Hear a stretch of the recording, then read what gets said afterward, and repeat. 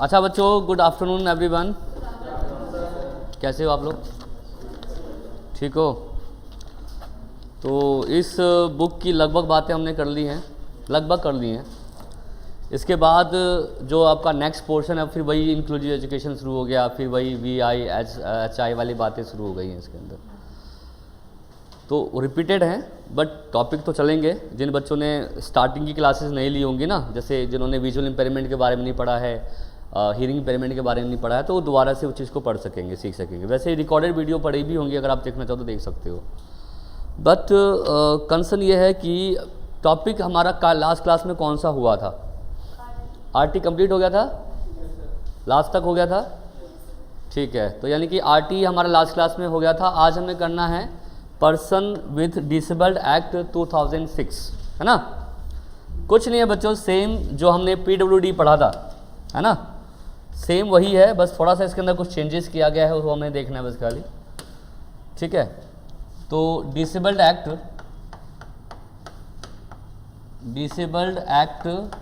2006 की हम बात करेंगे। ये टॉपिक हमारा होगा। उसके बाद फिर इसके बाद इस टॉपिक में कुछ करने को है नहीं, ये यूनिट आपका हो जाएगा कंप्लीट। ठीक है, तो पर्सन विथ डिसेबल्ड एक्ट कब आया था बच्चों? पर्सन विथ डिसेबल्ड एक्ट कब आया था? सर 1995 में आया था, है ना, जिसको हम PWD एक्ट कहते हैं। ये आया था 1995 में, जिसके अंदर 7 टाइप्स की डिसेबिलिटीज़ को एजुकेशन प्रोविजंस में रखा गया था, है ना, जिसमें लो विजन था, लोकोमोटर था, है ना, हियरिंग इम्पेयरमेंट था, ब्लाइंडनेस था, है ना, इसके अलावा मेंटल रिटार्डेशन था, है ना। ऐसे मिला के 7 टाइप्स की डिसेबिलिटीज़ रखी गई थी। जब 1995 में आया, 1995 के बाद इसके अंदर कुछ थोड़ा थोड़ा चेंज किया गया और फिर से सन 2006 में, मतलब कि 2006 में थोड़ा सा और चेंज कर एक और डिसेबल्ड एक्ट आया, जिसका नाम था 2009, है ना। लगभग वही सारी बातें थी कि RCI डिसेबल बच्चों के लिए एक्ट बनाएगी। इसमें क्या ऐड किया गया मैं आपको बता देता हूँ। पहले हम डिसेबल्ड एक्ट में केवल हम छोटे बच्चों को रखते थे जो डिसेबल्ड हैं, मेल को ज़्यादा इंपॉर्टेंस देते थे। बट जब ये 2006 का एक्ट आया था, इसमें वोमेन डिसेबिलिटीज़ होती है, जो वोमेंस मतलब एक वुमेंस के अंदर जो डिसेबिलिटीज़ होती है एक महिला के अंदर, उसको भी प्लेस दिया गया था कि मेल जो डिसेबल्ड बच्चे हैं, जो एक लड़का है, उसके साथ साथ जो फीमेल डिसेबिलिटी होती है उनको भी कहीं ना कहीं इसके अंदर ऐड किया जाना चाहिए। तो बेसिकली जो वुमेन एजुकेशन होती है, वुमेन एम्पावरमेंट होती है, जो भी डिसेबल बच्चे होते हैं, उसमें जब सर्वे किया गया था बच्चों, सन 2001 या 2 के आसपास एक सर्वे किया गया था, तो उसमें देखा कि भाई रेशियो जो PWD एक्ट बनाया गया है उसके अनुसार रेशियो कितना बड़ा है डिसेबल बच्चों का। डिसेबल बच्चों की जो एजुकेशन है, विकलांग बच्चों की या दिव्यांग बच्चों की जो एजुकेशन है, वो कितनी इंक्रीज़ हुई है। तो देखा गया कि डिसेबल बच्चों में से 55% बच्चे ऐसे हैं जो अभी तक इलिटरेट हैं। मतलब कि इतना कुछ प्रोविज़न करने के बावजूद भी, इतने सारे एक्ट बनाने के बाद भी ये देखा गया कि 55% बच्चे अभी तक जो डिसेबल्ड है, मतलब सबकी नहीं, डिसेबल बच्चों में से 55% बच्चे ऐसे हैं जो अभी भी क्या हैं, अनपढ़ हैं।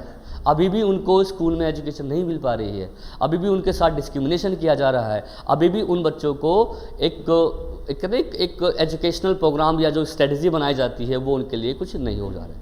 तो इस चीज़ को ख़त्म करने के लिए डिसेबल्ड एक्ट 2006 जो था वो लाया गया था। इसमें सब प्रकार के सारी बातें वही थी जो PWD भी था कि भाई इनके लिए एजुकेशन होगी, इनके लिए सीट रिजर्व, PWD भी कहता है सीट रिजर्व की जाएगी, 3% सीट रिजर्व किया जाएगा, राइट टू एजुकेशन एक्ट होगा, 18 साल तक के बच्चों को किसी प्रकार की क्या नाम है आपका, किसी बच्चे को जो डिसेबल्ड है उसको स्कूल जाने से मना नहीं किया जाएगा। सारी बातें वही थी, बट क्या जोड़ा गया था कि लिटरेसी रेट जो है डिसेबल बच्चों की, उसे हमें और क्या करना है, बढ़ाना है। तो बढ़ाने के कंसर्न को लेकर ही 2006 आया था। बट ये भी एक्ट बता दो आप लोगों को, उतना ज़्यादा नहीं आया। उसके बाद ना फिर एक और एक्ट बनाया गया था, उसका नाम था RPWD। क्या था उसका नाम? RPWD। RPWD का मतलब है right of person with disabled. ये एक्ट जो था बच्चों वो 2016 में आया था। इसमें जो नंबर ऑफ डिसेबिलिटी क्राइटेरिया होता है उसको बढ़ा दिया, है ना। तो आप बता दो, मैं जब 1995 का डिसेबल्ड PWD एक्ट आया था, मैंने आपके साथ बता भी रखा है, इसमें 7 टाइप्स की डिसेबिलिटीज़ को बताई गई थी, जिसको एक एजुकेशनल प्रोविजन में रखा जाएगा। बट जब RPWD आया था, right with person with disable act, इसमें 21 प्रकार की डिसेबिलिटीज़ को स्थान दिया गया। इसमें आपका क्रिपल्ड चिल्ड्रन होते हैं, लेप्रोसी क्योर्ड होते हैं, कुछ रोग जिसको हम लोग कहते हैं, एसिड विक्टिम जो होते हैं, जो एसिड अटैक वाले जो होते हैं ना, जिसको, उन बच्चों को भी इसके अंदर क्या किया गया, ऐड किया गया।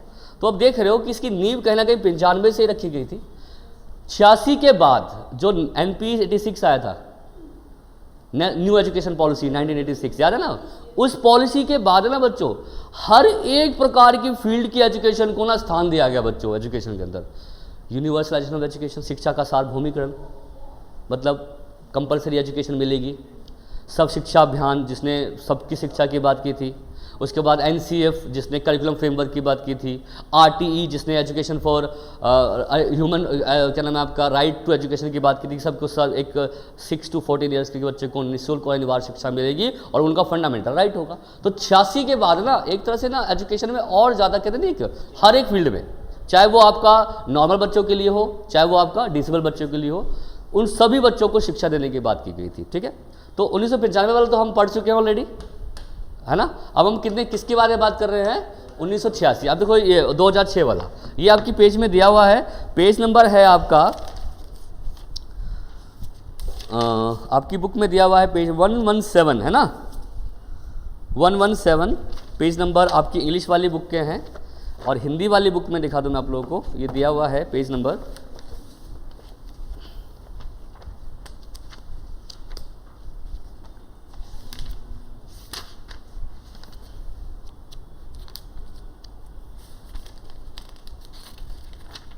198। हिंदी वाली बुक में पेज नंबर है 198 और इंग्लिश वाली बुक में पेज नंबर दिया हुआ है, कितना बताया मैंने आपको, 117। ठीक है, ये है, देखो ये है, इसमें यही सारी चीज़ें दी हुई हैं। देखिए इसमें लिखा भी हुआ है, आपको मैं एक बार पढ़ के सुना देता हूँ।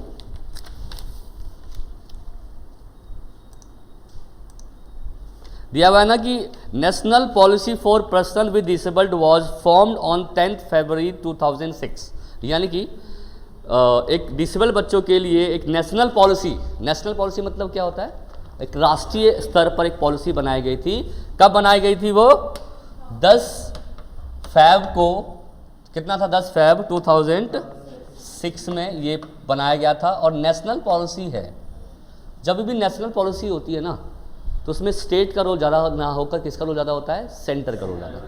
तो सेंट्रल गवर्नमेंट जो उस समय की थी, कौन था, 2006 में किसकी सरकार थी, बताओ, कांग्रेस की थी ना, कि 2004 तक तो मेरे ख्याल से अटल बिहारी वाजपेयी थे, उसके बाद उनकी सरकार हो गई थी।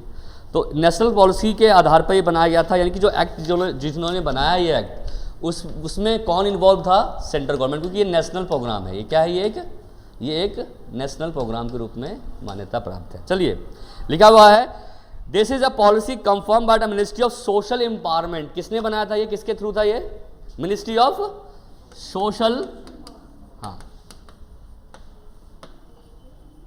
सोशल एम्पावरमेंट का मतलब होता है बच्चों सामाजिक शक्ति या सामाजिक संगठन के द्वारा ये पॉलिसी बनाई गई थी। अब देखिए इस पॉलिसी के अंदर ये 2-3 मेन बातें थी इसके अंदर कि this policy confirmed by the Ministry of Social Empowerment. This came into surface when wide and vital discussion about the interest of disabled children and student were in the air. मतलब कि वो student जो बच्चे disabled हैं उनके लिए ये act बनाया गया था और इस पर चर्चा की गई थी कौन कौन सी ऐसी पॉलिसी बनाई जाए ताकि हम इन बच्चों को इक्वल एजुकेशन प्रोवाइड कर सकें। अब देखिए, अब आ जाए 118 नंबर वाले पेज पे, पेज नंबर कितना है, 118, उल्टा दो एक पेज, ठीक है। और जब आप देखोगे तो उसमें दिया हुआ है, नीचे देखिए लिखा हुआ है ना, इट डील्स विथ, क्या क्या चीज़ें करता है ये जो 2006 की पॉलिसी बनाई गई है, ये 2006 की पॉलिसी जो है उसमें क्या क्या चीज़ें रखी गई हैं ना। Number 1, prevention of disability and rehabilitation measures. मतलब कि पहला पॉइंट ये है कि डिसेबिलिटीज़ को हमें रोकना है। मतलब डिसेबिलिटी जिस बच्चे को है उनकी डिसेबिलिटी का रोकने का मतलब ये है कि उनकी पहले पहचान करें कि डिसेबल बच्चा है कौन। है ना। और उसके बाद क्या लिखा है, रिहेबिलिटेशन मेजर। रिहेबिलिटेशन मतलब क्या, उनका पुनर्विकास करना, इनकी प्रॉब्लम को समझना और उनको क्या देना, एक तरह से एक प्रॉपर एजुकेशन प्रोवाइड करना।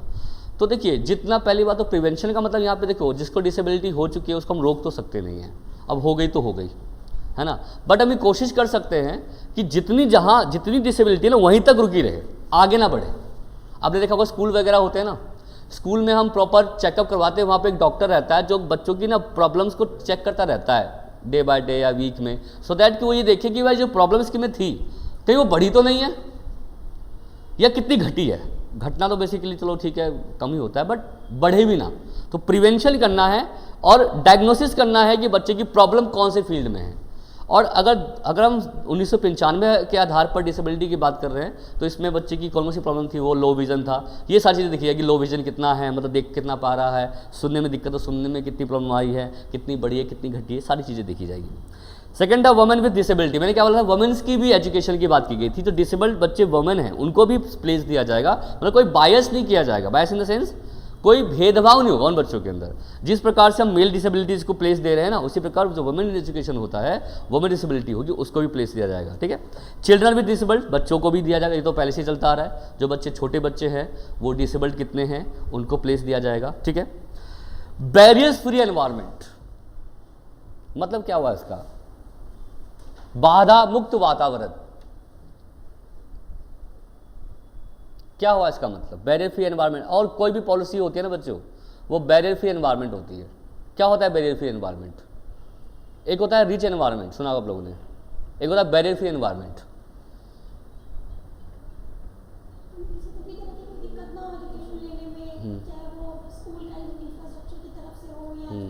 सारी की सारी सुविधाएं मिले उसको। अब ऐसा नहीं कि मैं ये कहता हूं कि भाई आपको मिलेगा, आपके लिए अलग चेयर आएगी, उनके लिए अलग चेयर आएगी, ऐसा नहीं। सब कुछ जो भी क्लास में है उनको भी एज इक्वल उनको प्रोवाइड किया जाए, जैसे कि आप नॉर्मल को दे दें। बैरियर फ्री है, कोई रोक टोक नहीं है उनके लिए। आप ये कह रहे तुम हैंडीकैप हो, तुम बाहर नहीं निकलोगे, अरे तुम क्लास में खेलोगे, तुम्हें क्या नाम है ये चीज़ नहीं छेड़ना है, तुम ऐसे चलो, तुम ये ध्यान रखो, तुम वो ध्यान रखो। तो इससे बच्चा क्या फील करेगा, रिस्ट्रिक्ट, कि यार मेरे ऊपर ही सारी की सारी उन लोगों ने क्या कर दिया है, सारी सारी रिस्ट्रिक्शन मेरे पे लगा दी है।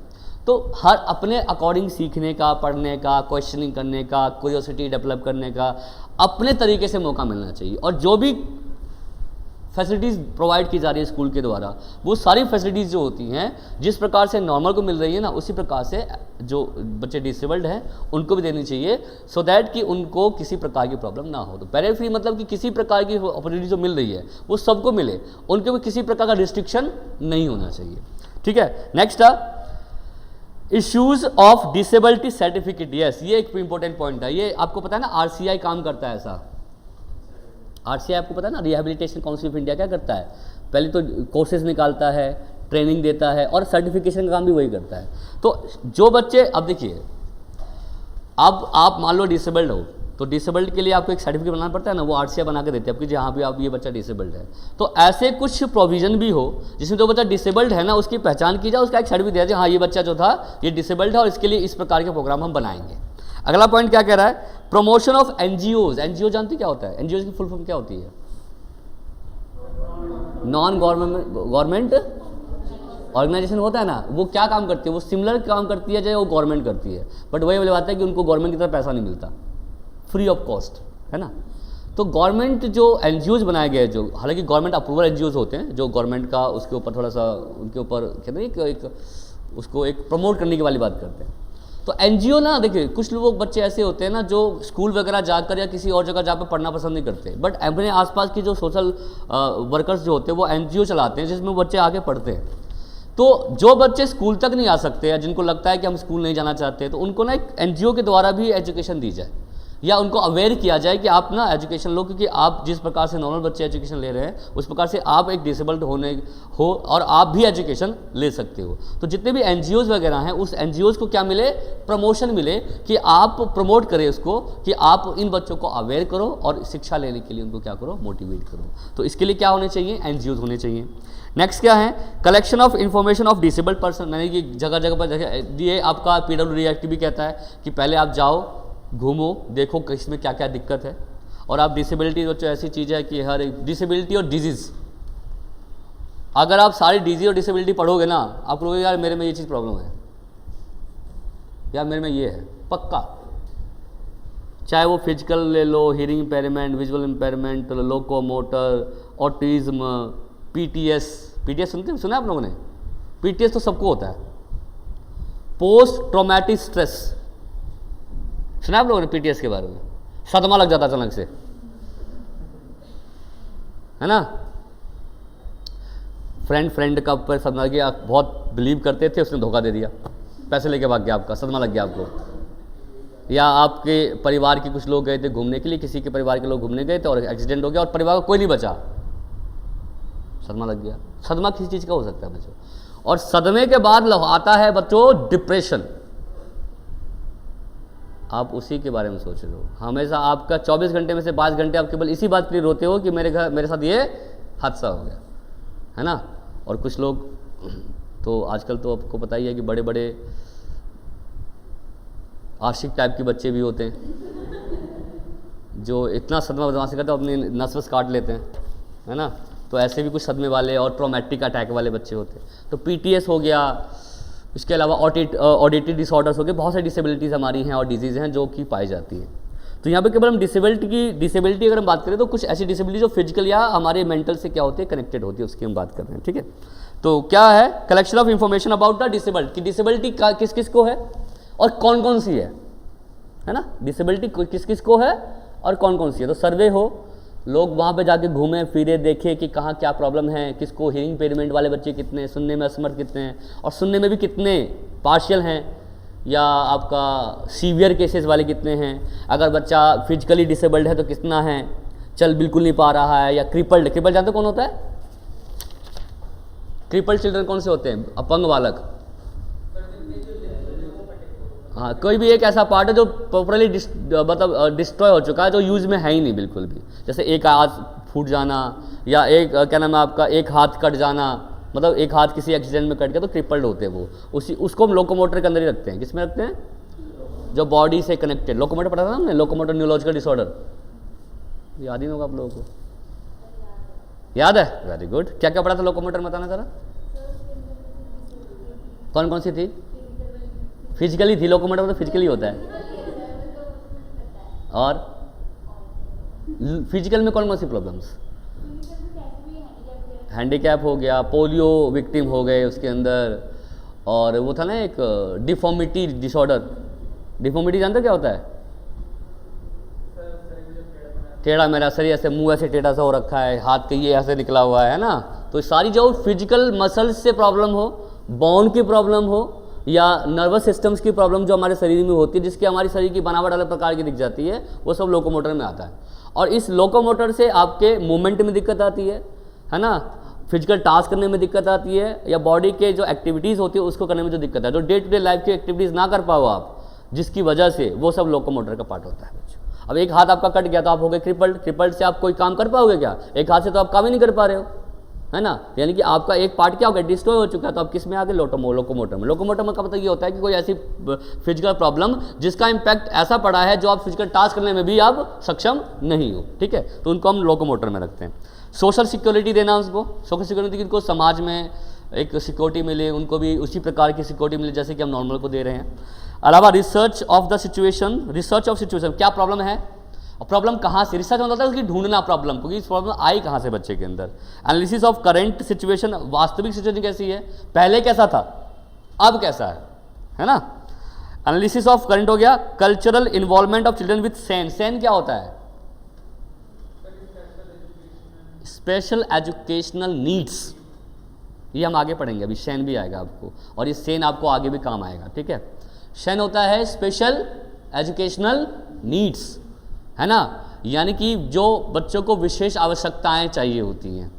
तो स्पेशल नीड्स वाले बच्चे को ही हम स्पेशल एजुकेशनल नीड्स, वही वाली बात है, जो स्पेशल बच्चे होते हैं जिनको स्पेशल फील्ड में नीड की आवश्यकता पड़ती है बच्चों, उसको हम सैन कहते हैं। क्या बोलते हैं? SEN, सैन, स्पेशल एजुकेशनल नीड्स। कौन सी नीड्स? एग्जाम्पल के लिए करिकुलम उनके लिए बना रहे हो आप अलग से, कोई स्ट्रक्चर बना रहे हो उसके लिए आप अलग से, कोई एक्टिविटीज़ ऑर्गेनाइज कर रहे हो उसके लिए। तो एजुकेशन के अंदर जो अदर फैसिलिटीज़ नहीं, अदर तो आपकी हो गया, जैसे आप बच्चों के लिए कोई खेलने के सामान मंगवा रहे हो, सुनने के लिए क्या नाम है कोई टूल मंगवा रहे हो, वो अलग चीज़ है। एजुकेशनल में जो एजुकेशन में काम आती है, अब मैं मेथड यूज कर रहा हूँ तो मेथड ऐसा यूज करूँ कि वो बच्चा भी इन्वॉल्व हुआ के साथ, वो आपका किस में आ गया। अब एक बच्चा जो एक एक्टिविटी से काम नहीं कर पा रहा तो उसको दूसरी एक्टिविटी से कैसे सिखाएं। तो एजुकेशन के अंदर एजुकेशन देते समय कौन कौन सी नीड्स उसके लिए ज़रूरी है, उसे हम क्या बोलते हैं, सेम स्पेशल नीड्स स्टूडेंट्स। अब देखो जो मेंटल रिटार्डेड वाले बच्चे होते हैं वो स्लो लर्नर्स होते हैं, वो बच्चे आपके साथ नहीं पढ़ते, तो उनके लिए अलग तरीका, अलग स्ट्रेटेजी, अलग प्लान, जिसको हम आईईपी बोलते हैं। सुना आप लोगों ने ना, what is IEP? Individual educational program. क्या बोलते हैं इसको हम? इन बच्चों के लिए कुछ इंडिविजुअल एजुकेशनल प्रोग्राम बनाए जो उनके नीड के अकॉर्डिंग हो, है ना, जो उनके किसके अकॉर्डिंग हो, नीड यानी कि आवश्यकता के अकॉर्डिंग हो, जिसको हम क्या बोलते हैं, सैन बोलते हैं। अगला कौन सा है? Amendment of the accession dealing with the children with disabled, यानी कि जो डिसेबल्ड बच्चे हैं उनके लिए कुछ अमेंडमेंट होता है, कुछ संशोधन किया जाए, कुछ एक्ट बनाया जाए और उस एक्ट में क्या किया जाए, संशोधन किया जाए। तो ये जो 11-12 चीजें थी वही इस एक्ट के अंदर रखा गया था, है ना। क्या क्या था? Prevention of disability. इसको अब इसके अगले पेज पे देखो, ये सारी डिटेल में लिखी हुई है ना, पेज नंबर 119 देखिए,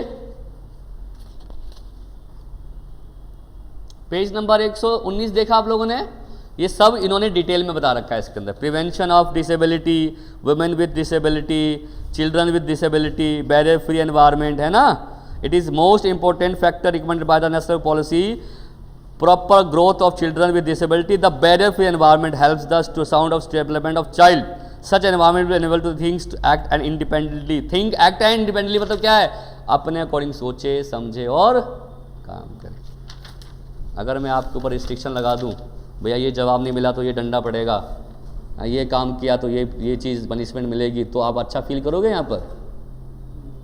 आप अपने अकॉर्डिंग सीख पा रहे हो कि नहीं संभव? कोई प्रेशर या कोई प्रकार का बैरियर तो नहीं है ना। तो बैरियर फ्री एनवायरनमेंट हम डिसेबल बच्चों के लिए क्यों रखे भाई? सबके लिए एक जैसी एजुकेशन होनी चाहिए ना, और हमारा देश वैसे भी कहता है इक्वल एजुकेशन भैया, राइट टू एजुकेशन होना चाहिए, सबके लिए एक तरह शिक्षा का अधिकार उसको मिलना चाहिए। तो ये सारी बातें जो है आपको इसके अंदर क्या करनी है, याद रखनी है, ठीक है। चलिए अगला पॉइंट है 121 नंबर, ये सब मैंने आपको पढ़ाई दिया है। अच्छा 11 पॉइंट जो है 120, 11 पॉइंट पढ़िए एक बार मुझे, इसमें क्या लिखा हुआ है? It is necessarily to be kept in mind that the children with special educational needs should not be isolated and regarded, and their involvement in the all types of cultural activities should be ensured. Cultural involvement मतलब जानते क्या होता है?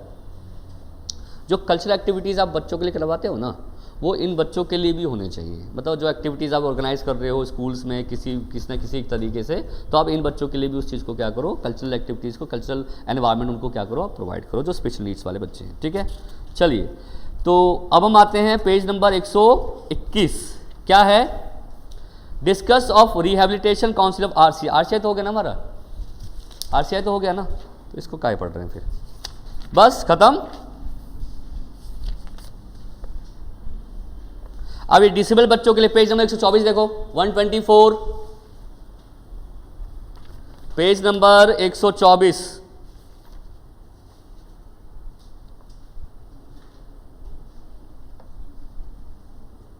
अच्छा देखो, अब ना कुछ ये 2006 की जो पॉलिसी है, इसमें डिसेबल्ड एक्ट के लिए कैसी एजुकेशन होनी चाहिए, ये आपकी बुक में दिया हुआ नहीं है। यही फायदा है इंग्लिश हिंदी वाली बुक रखने का, इन्होंने बता रखे ये सारी चीज़ें हमारे पॉइंट होंगे, जिसमें हमने 12 पॉइंट पढ़े ना, ये तो उन्होंने बताया था कि ये सारी चीज़ें पर हम ध्यान देंगे। बट एजुकेशन कैसी होगी उनकी, कैसे पढ़ाया जाएगा, वो उसमें आपकी बुक में नहीं दिया हुआ है, वो हिंदी वाली बुक में दिया हुआ है। हिंदी वाली बुक किसके पास है? पेज नंबर 199 देखो आप, है ना। और जिनके पास बुक नहीं है वो लिख लेंगे, है ना, जिनके पास है वो देख लेंगे। लिखा हुआ है कि प्राइमरी मतलब विकलांग बच्चों के लिए जो एक्ट बनाया गया था, उसमें कौन कौन सी मुख्य बातें, कौन सी एजुकेशनल बातें रखी गई थी, एजुकेशनल पॉइंट कौन कौन से थे। पहला पॉइंट क्या लिखा हुआ है इन्होंने कि प्राइमरी, माध्यमिक और उच्च माध्यमिक स्तर पर विकलांग बच्चों की संख्या तथा शिक्षा जारी रखने के लिए वार्षिक समीक्षा करना और अलग व्यवस्था, मतलब कि एक annual record should be prepare for every level of student, चाहे प्राइमरी हो, चाहे माध्यमिक मिडिल स्कूल हो, चाहे वो हाई स्कूल का हो। सभी बच्चे में कितने शिक्षा लिए, कितने बच्चे इनरोल हुए, कितनी संख्या बढ़ी है, उसका एनुअल रिपोर्ट तैयार करना। पहला पॉइंट। इससे क्या फ़ायदा होगा, पता लगेगा कितने बच्चे इनरोल हुए, कितने डिसेबल बच्चे आए, उनकी शिक्षा कितना उनका प्रोग्रेस हुआ, फ़ायदा होगा ना। तो स्कूल लेवल पर, अब प्राथमिक, प्राइमरी और सेकेंडरी और हायर सेकेंडरी है, यानी पूरा स्कूल लेवल आ गया। स्कूल लेवल पर एनुअली एक रिपोर्ट तैयार करें कि नंबर ऑफ स्टूडेंट कितने बढ़े हैं, कितने घटे हैं, कितने बच्चे इनरोल हुए हैं, किसकी कितनी एजुकेशन है, किसकी किसी परफॉर्मेंस है, ये जांच करने के लिए एक व्यवस्था होनी चाहिए। पहला पॉइंट ये रखा गया। विकलांग बच्चों की बढ़ को शिक्षा में बढ़ावा देने के लिए प्रत्येक राज्य में समावेशी शिक्षा model, very very important point, inclusive model तैयार करना है। Inclusive model in every state. What is inclusive model?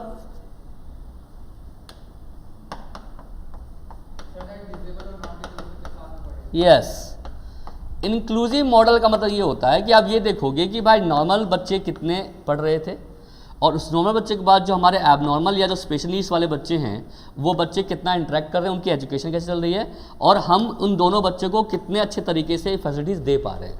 Inclusive model में ये होता है कि नॉर्मल के साथ एबनॉर्मल कितने अच्छे तरीके से पढ़ पा रहे हैं, कितनी इनरोलमेंट हुई है, कितने बच्चे इंक्लूड किए गए हैं और पूरे साल में कितनी शिक्षा में किसी प्रकार का भेदभाव तो नहीं किया गया है। ये है इंक्लूसिव मॉडल, मतलब एक साथ जोड़कर पढ़ाना, एक साथ उनको ऐड करके पढ़ाना जो होता है वो इंक्लूसिव मॉडल में आता है। अगला कौन सा पॉइंट कह रहा है?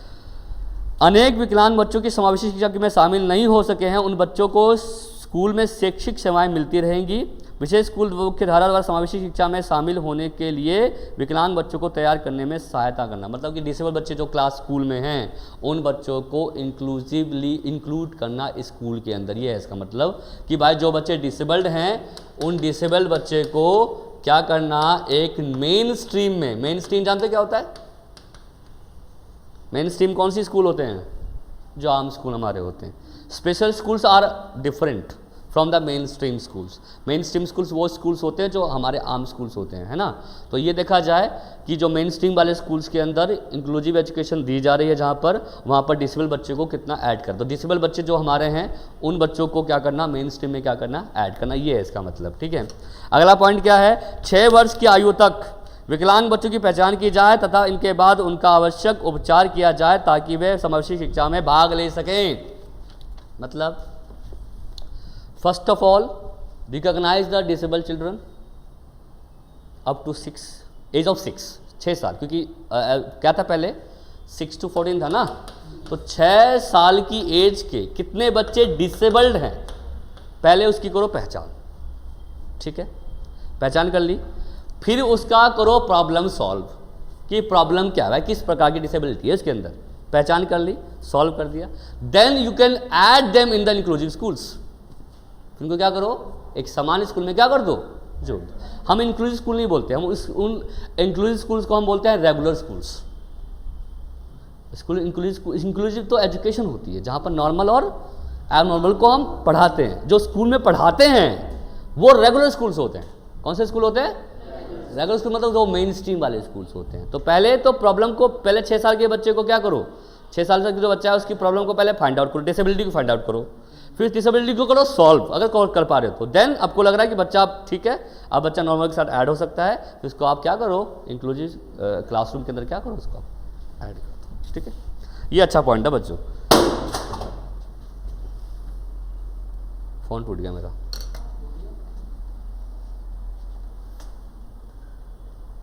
टूट तो लेकिन गया कहाँ?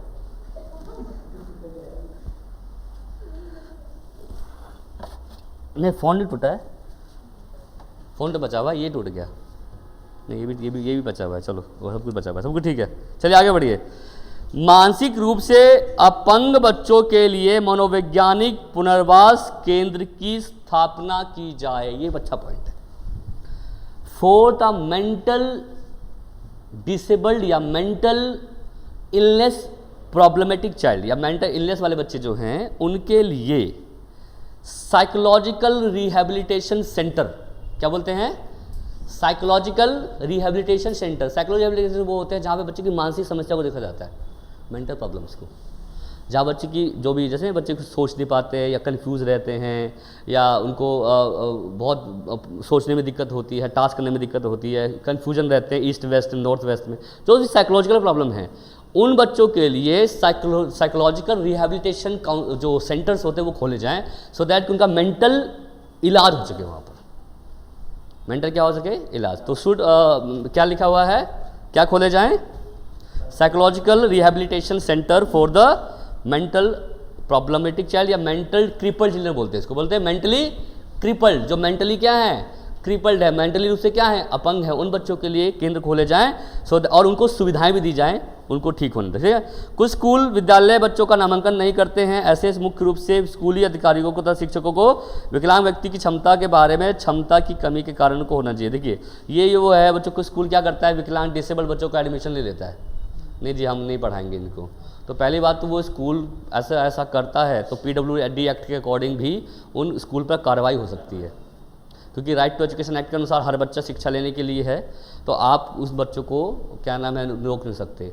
तो पहले तो इफ़ एनी स्कूल रिजेक्ट या refuse the admission of disabled children, the school will be in under the you can say inquiry process, inquiry process पर वो आ सकती है, और उसके ऊपर उस स्कूल के ऊपर क्या हो सकता है, मतलब एक्शन भी लिया जा सकता है, there will be action taken on that schools. तो पहले एक स्कूल के जो टीचर हैं आपस में डिस्कशन करें, आपस में एक ऐसी व्यवस्था, एक ऐसा फ्रेमवर्क तैयार करें कि वो अगर कोई डिसेबल बच्चा आता है स्कूल के अंदर तो उनको किस प्रकार से एडमिशन देना है और किस प्रकार से उनको आगे एजुकेशन के लिए प्रोसीड करना है। तो आप should make plan, school should make plan about the disabled children, how they provide education to them, उनको एजुकेशन कैसे देगा उसके लिए स्कूल क्या करेगी।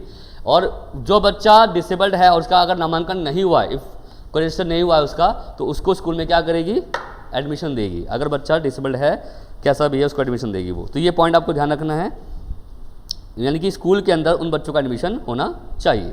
बस विकलांग व्यक्तियों के लिए उच्च शिक्षण संस्थानों में 3% आरक्षण की व्यवस्था की जाएगी। ये तो पता होगा आप लोगों को, 3% ऑफ रिजर्वेशन होता है ना किन बच्चों के लिए, जो बच्चे डिसेबल्ड बच्चे होते हैं ना, आपको पता ना EWS लोग कहता नहीं है, EWS जो है हमारा, सुना आप लोगों ने, EWS जो है वो 25% सीट रिजर्व करता है ना किस स्कूल में, प्राइवेट स्कूल्स में, है ना। तो इसमें 25% तो नहीं होता, 22% ही होता है।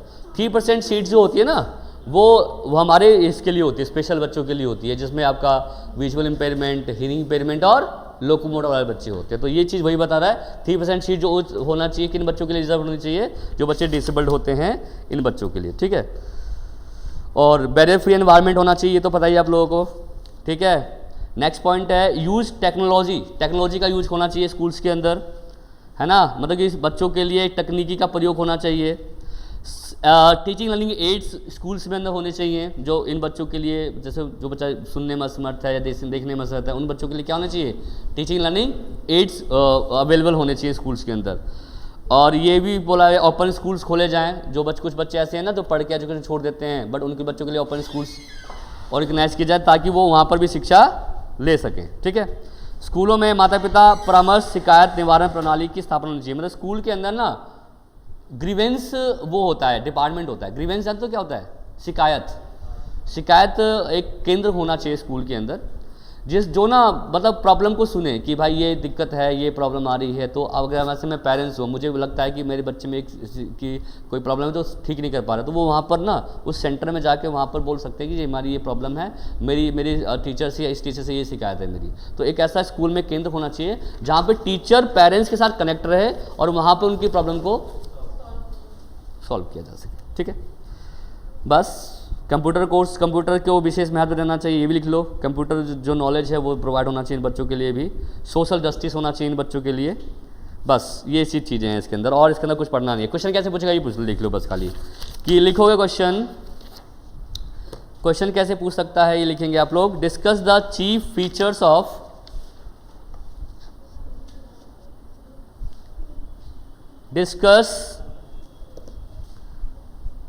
द मेन फीचर लिख सकते हो। Discuss the main feature of national policy for discuss the main feature of national policy for person with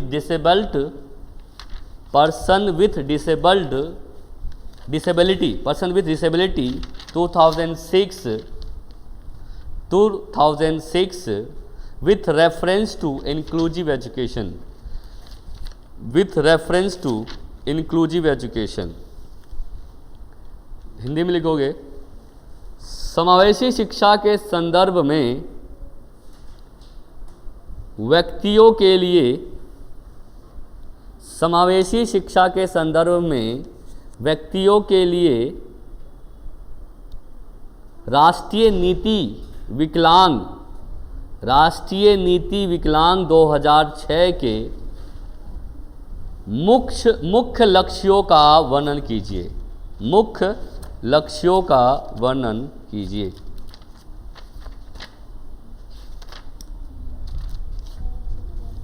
अब देखिए बच्चों, पेज नंबर आ जाइए। यूनिट हमारा आपका क्लास शुरू कौन सा हो गया?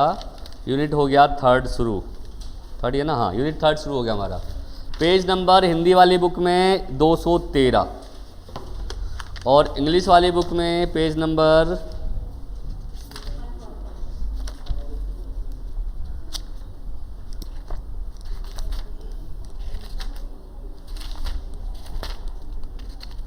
'अच्छा, अभी तक जो हमने पढ़ा है ना, उसमें आप लोग ना इंपॉर्टेंट क्वेश्चन लिख लो, कौन कौन से एग्जाम में आ सकते हैं। फटाफट से लिखो, फटाफट से। एक क्वेश्चन तो आपके एग्जाम में आएगा। यहाँ तक जितना भी हमने थर्ड यूनिट तक पढ़ा ना, उसको मैं लिखवा देता हूँ आप लोगों को। इंपॉर्टेंट एकदम बिल्कुल समझ लो कि एग्जाम में आएगा ही आएगा। और पिछली बार एक बच्ची कह रही थी सर जो आपने बताया था ना, वही है एग्जाम में। एक क्वेश्चन आएगा, discuss concept of exceptional children. ये आगे भी आने वाला है हमारा। क्या आएगा? विशिष्ट बालकों की बारे में बताइए। अच्छा, पहले आप लोगों को शायद आपको याद होगा, फर्स्ट ईयर में भी शायद मैंने ही आपको पढ़ाया था, पेपर थर्ड ना, मैंने पढ़ाया था ना। तो मैंने आपको क्वेश्चन करने का तरीका बताया था, याद होगा आप लोगों को। तो क्वेश्चन कैसे अटेम्प्ट करते हैं, है ना? टॉपिक कैसे होंगे, कितना लिखना है ना? तो क्या आप लोगों को याद है? अगर क्वेश्चन आ गया कि इंक्लूसिव एजुकेशन की कौन कौन से उद्देश्य होते हैं, इस क्वेश्चन को 16 नंबर का क्वेश्चन है मान लो, इसको कैसे करोगे आप? मैं आपको एक जनरल सा एग्जांपल देता हूँ। देखिए, क्वेश्चन इंपॉर्टेंट तो बहुत सारे होंगे, बट आपको लिखना भी करना चाहिए। अब मेरा एक भाई है जिसने एग्ज़ाम दिया था फर्स्ट ईयर का। अब फर्स्ट ईयर उसने ऑनलाइन एग्ज़ाम दिया। ऑनलाइन एग्ज़ाम को पता ही है कि पहले लिखना पड़ता, लिख कर उसको अपलोड करो, ये था सिस्टम। तो उसने दिया एग्ज़ाम, वो हो गया फेल सब्जेक्ट में, पेपर 3 में फेल हो गया। मैंने यार मेरे सब्जेक्ट में फेल हो गया तो मेरे सब बच्चे तो अच्छे नंबर लेके आते हैं। तो मैंने देखा भाई पेपर देखो तूने कैसे लिखा है। तो फेल जो वो हुआ, मतलब उसके 18-19 नंबर थे केवल। वो बताओ क्यों फेल हुआ? क्योंकि उसको लिखने का तरीका नहीं आता था। आपने पूरी राम कहानी महाभारत सब लिख दिया हो, कोई दिक्कत नहीं है, लेकिन आपको लिखने का तरीका नहीं आता ना अगर, तो फिर किसी काम का नहीं है। इतना ही लिखो। अब जरूरी नहीं है कि मान लो कि 16 नंबर का पेपर है और 16 नंबर क्वेश्चन है, आपको 450 सब लिखने हैं। ये है 450 सब, यानी कि कम से कम 4 पेज तो भरे होने चाहिए एकदम अच्छे 4 page. But it is not necessary, कोई गवर्नमेंट रूल नहीं है कि अब 450 वर्ड ही होने चाहिए कि वर्ड वो गिनेगा। कभी गिनता नहीं है वर्ड वो आपके। वो ये देखता है आपने चलो 400 वर्ड 450 वर्ड बोले, आपने लिख के आए 400 वर्ड ही, तो आपके नंबर नहीं काटेगा वो। बट वो 400 वर्ड जो आपने लिखे हैं उसमें कितने तरीके से लिखा है ना आप लोगों ने, वो ज़रूरी है। अगर तरीके से लिखा होगा ना आप लोगों ने, तो आपके वर्ड पे वो ध्यान देगा ही नहीं, ये आपको मैं बता दूं। तो उसने क्या किया था, क्वेश्चन देखा उसने। वैसे क्वेश्चन में एग्जांपल लेता भाई, पूछ लिया कि क्या होता है इंक्लूसिव एजुकेशन, इंक्लूसिव एजुकेशन के ऑब्जेक्टिव्स बताइए। उसने क्या किया, उसने हेडिंग डाली भाई ऑब्जेक्टिव्स और लिखना शुरू किया। 4 पेज लिख डाले उसने, 4 पेज लिख डाले पूरे। नंबर कितने मिले उसको? 3। वही लिखने के दे दिया भाई, इतनी मेहनत के बच्चे ने तो लिख देता हूँ। अब क्या गलती है इसके अंदर भाई? उसने क्या किया, उसने देखा ऑब्जेक्टिव तो लिखा हुआ है, ऑब्जेक्टिव हेडिंग डाली, उसने कर दिया डिस्क्राइब।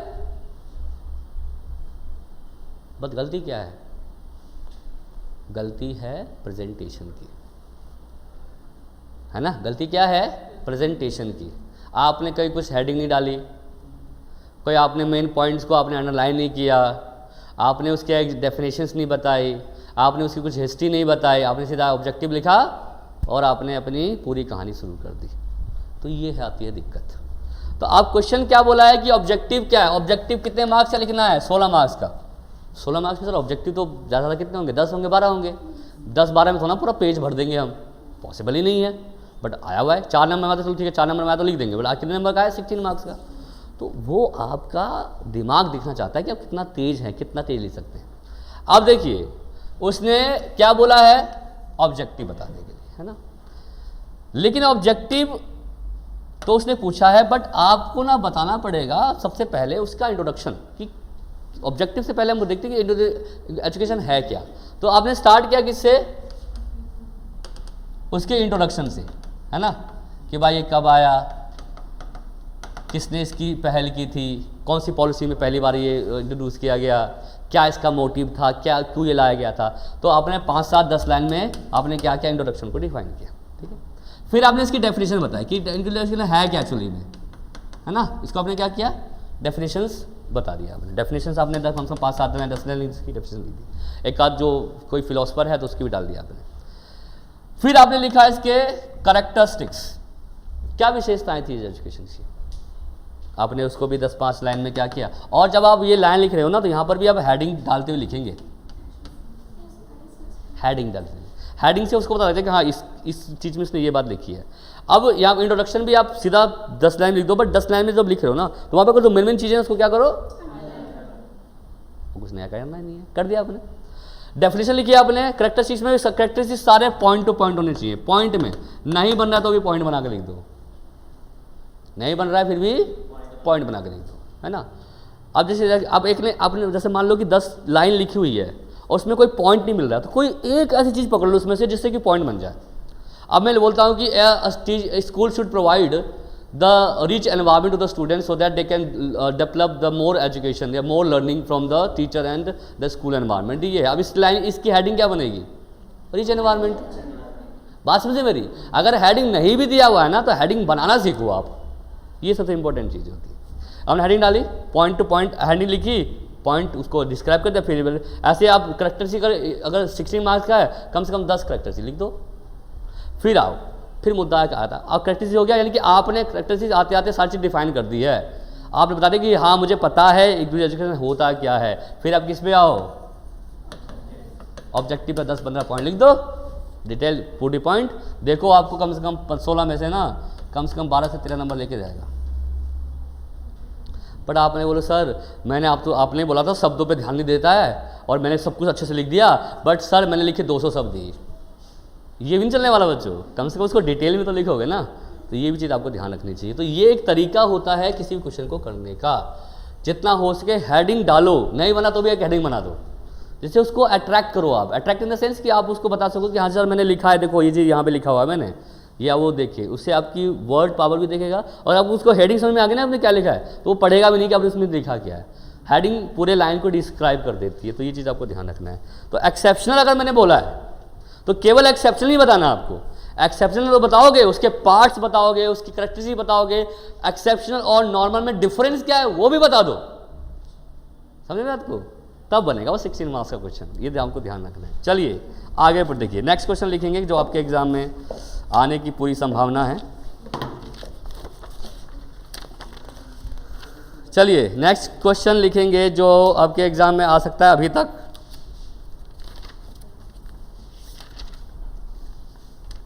नेक्स्ट क्वेश्चन लिखेंगे, what is hearing impairment. HI वाले बच्चे कौन से होते हैं? एचआई क्या है, इसके कॉजेज क्या क्या हैं, इनकी एजुकेशन क्या है। हियरिंग इंपेयरमेंट वाले बच्चों के कॉजेज क्या क्या हैं, इनकी एजुकेशन कैसी होगी। ये क्वेश्चन आ सकता है आपके एग्जाम में। और इसी में और करके लिखो, और मेंटल रिटार्डेड चिल्ड्रन कौन से होते हैं, मेंटली रिटार्डेड चिल्ड्रन कौन कौन से होते हैं, कॉजेज क्या हैं, एजुकेशन क्या है। अब मैंने और क्यों लिखवाया पता है आपको, इन दोनों में से ना कोई एक क्वेश्चन आएगा आपके एग्जाम में, या हो सकता है दोनों भी आ जाए, कोई बड़ी बात नहीं है, ठीक है। चलिए नेक्स्ट क्वेश्चन लिखिए। विजुअल इंपेयरमेंट क्या है, विजुअल इंपेयरमेंट क्या है, कॉजेज क्या है, एजुकेशन क्या है, ये सब में लिखना है, समझे। और एग्जाम में पूछेगा ना तो एजुकेशन तो जरूर पूछेगा वो आपसे, अगर पूछा हुआ नहीं भी हुआ है ना तो भी लिख देना, मतलब जितना ज्ञान पढ़ के गया तो सब कुछ यूज कर लो, नहीं पूछा हुआ है ना तो भी लिख के आओ। देखो कितना अच्छा है, तो स्टूडेंट बहुत समझदार हो गए, बिना पूछे लिख दिया है। चलिए और डाल के लिखो लोकोमोटर डिसऑर्डर क्या होते हैं, और डाल के लिखो लोकोमोटर डिसऑर्डर क्या होते हैं, ठीक है। नेक्स्ट लिखो most important question, most important question, मतलब कि लगा लो कि ये 90% चांस है कि एग्जाम में आएगा। व्हाट इज लर्निंग डिसेबिलिटी,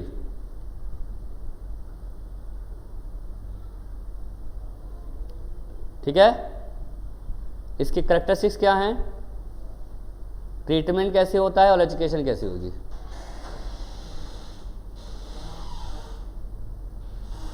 हाँ जी चल रही है, हाँ जी। कितने बजे से स्टार्ट हुआ सर? ये हुई 11 से स्टार्ट, बच्चे 11 से 1, और अभी कितनी देर का रह रहा है? बस खत्म हो गया, 11 से 1 तक है ना, 1 बज गया। अच्छा ये सिर्फ संडे टू संडे होती है? हाँ 11 to 1। 11 to 1, ठीक है। हाँ क्या लिखा,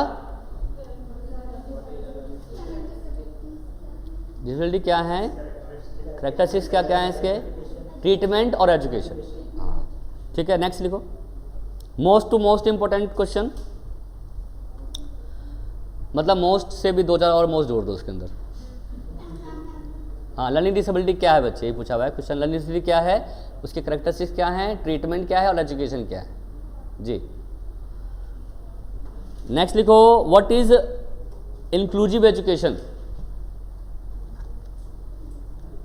what is inclusive education, basic principle needs और importance of inclusive education, basic principle needs and what importance, okay ये पढ़ लेना। ये तो भैया 100% आए, ये दो तो 100% आएंगे एग्जाम में, कंफर्म है। एक क्वेश्चन पूछ सकता है, I am not sure, what is the meaning from segregation to inclusion, ये शॉर्ट नोट में आ सकता है बच्चों। सेग्रीगेशन टू इंक्लूजन क्या होता है, मतलब क्या बोलते हैं हिंदी में, अलगाव से समावेशी की ओर, हाँ अलगाव से समावेशी की ओर क्या होता है, ये एग्जाम में आपके एग्जाम में आ सकता है। नेक्स्ट आइए RCI, main features of RCI, main features of RCI, और करके लिखो, और OR करके लिखो PWD एक्ट 1995, मतलब समझे इसका और का मतलब क्या है कि दोनों पढ़ के जाने हैं।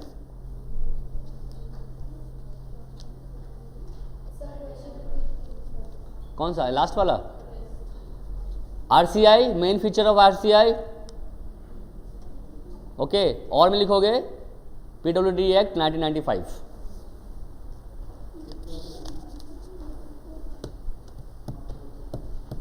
ये दोनों ही आ सकते हैं एग्जाम में, और दोनों में से एक तो कंफर्म आएगा ही आएगा, ये समझ दो आप लोग। नेक्स्ट लिखो national policy for person with disable act 2006, जो हमने आज पढ़ा।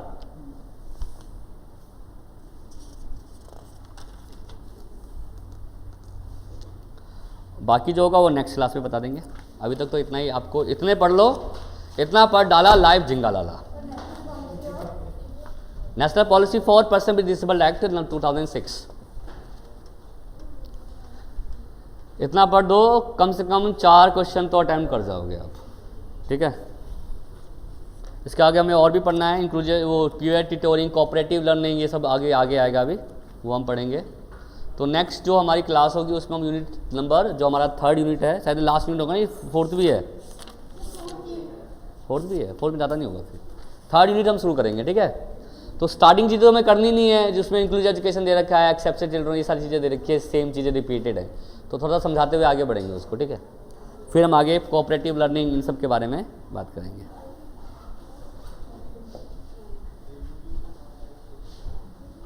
ठीक है बच्चों।